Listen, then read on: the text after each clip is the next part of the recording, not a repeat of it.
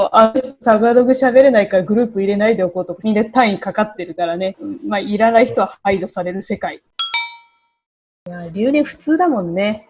でもこっちはもう本当にシビアな数字の世界で。0.6 点足りなかったら落とされたとか。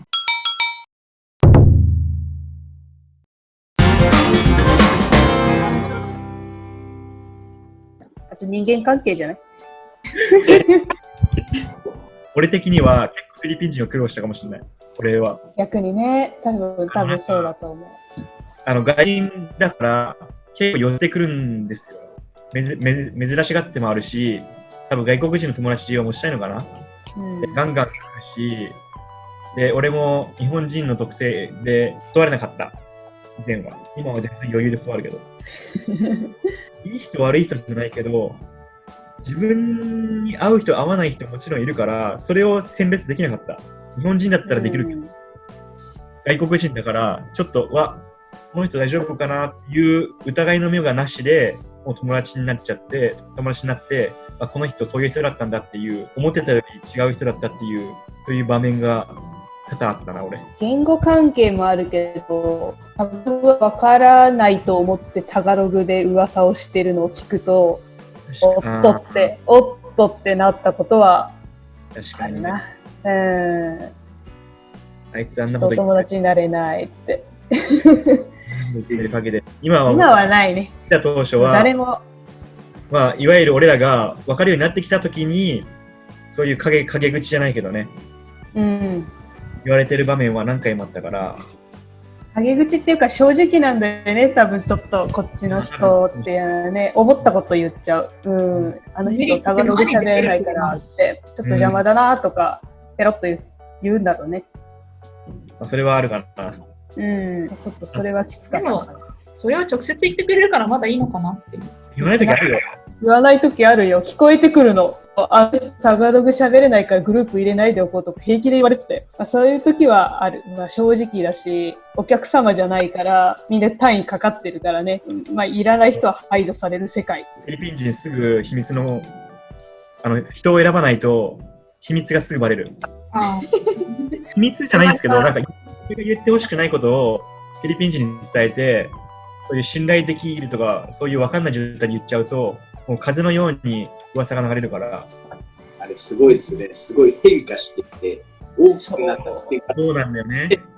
その噂が自分の言ったように伝わるといいんだけど、その噂がもう2倍にも3倍にも膨れ上がって広がっちゃうから、それはちょっとフィリピンあるあるかもしれない。やったことあるよ、それでもう何回も。もう本当にデメリットっていうか、もうストレスなんだよな、それ。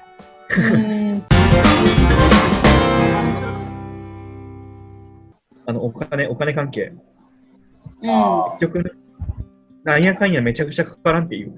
そう、俺が思った理由は普通に、バイトができないから自分の学費とかも払えないし、その全部払うのに 100% 無理だし、その全て、それこそこっちに来て、物を人間が住めるように、いわゆる家具とか勉強道具とかを揃えるのにまず金かかるし、プラスビザも結構かかるし、で何より渡航費もかかるし、メリットとして俺は言ったけど、前のフィリピン正規留学の安い。結局何やかんやかかっちゃうから、デメリットにもなり得るのかなと思うんですけど。結局ね、外国人だからってかかるお金は確かにあったな。フィリピン人羨ましいなと思った時も何回もあるし。学費もね、ちょっと高めに設定されてるところもあるし、他と比べたらだけど、フォーリンスチューデントエクイプメントフィーね。謎のお金がどこに行ってるか分かんないやつ。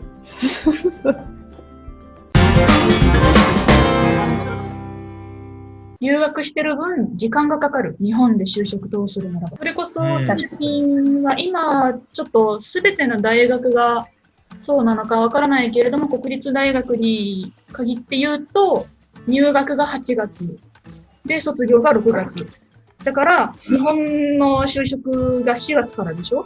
その4月には間に合わないっていうので、ちょっと遅れてしまうし、あと国家試験を受ける等があっても国家試験がだいたい2月3月に集中しちゃうから、大体の人たちは卒業見込みで受けるけれども、海外の大学は卒業後ではないとちょっと受け入れがたいところがあるから、日本が。だからその分半年なり1年なりは伸びてしまうかな、普通の日本の学科に通うよりは。それはデメリットかもしれない。早く卒業したいとか、早く就職したい、早く親元離れたいっていう人に限って言えば、伸びてしまうことはある。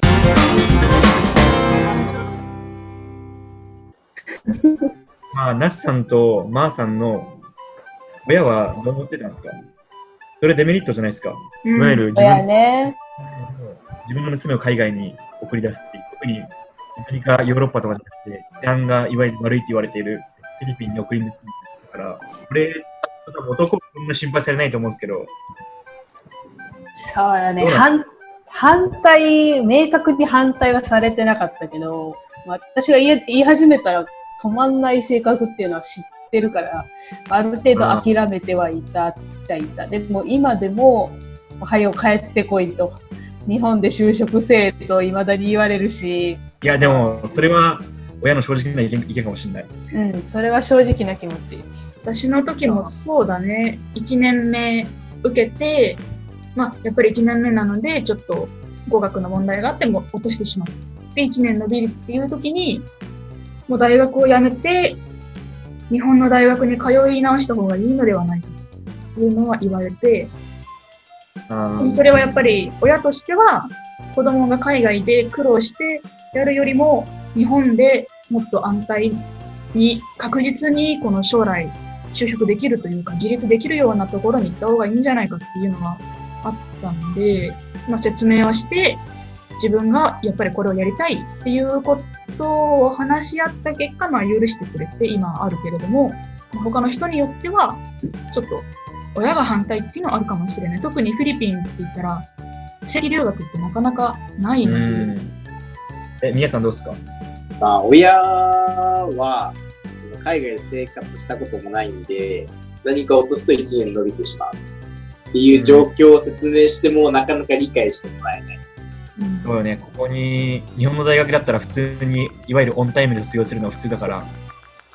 落とさないっていうのが前提で話されて、で、いざそれを説明したときに、ずっと遊んでるんでしょみたいな。確かに。一回喧嘩になったことはあります。多分両親が大学に行ってて、日本の大学に行ってそこ卒業して、いわゆる日本の大学の状況が分かると、評価を落としたイコール遊んでるって思われてる。そうですね。なんか変なイメージがあって、怠けているとかいうふうに言われて、いや、こっちは必死こいて、何倍も勉強してるのに落としてしまったっていう過程を話しても、生活をね、したことない人とかは、わからないと。こっちは頑張ったけど、メンタル的に来るデメリットの方から、定期留学すると多分絶対に当たる壁かな。確かに。留年普通だもんね。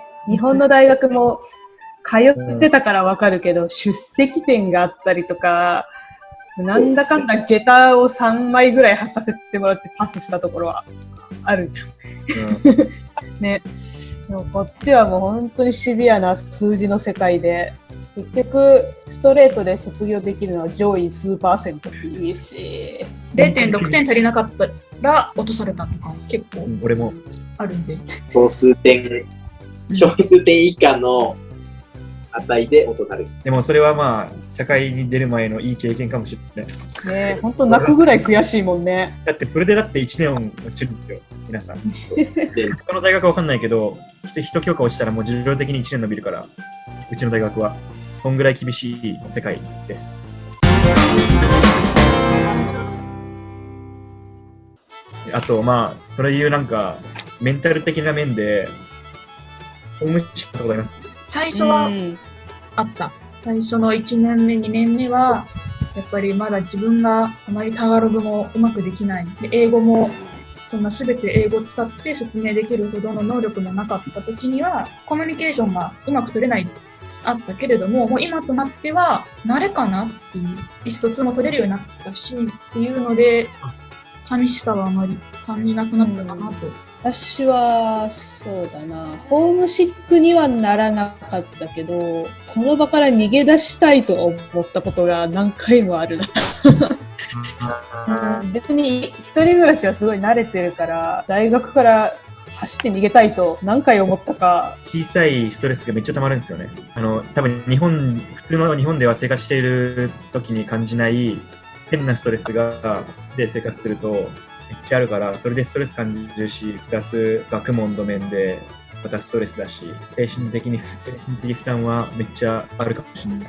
3年目、自分も一人暮らしは慣れてるのも、ホームシックにはならないんですけれども、やっぱり、楽器が始まった最初の1ヶ月は、その科目を取ってると、なんか不安になるんですね、やっぱり。本当にこの科目受かるから。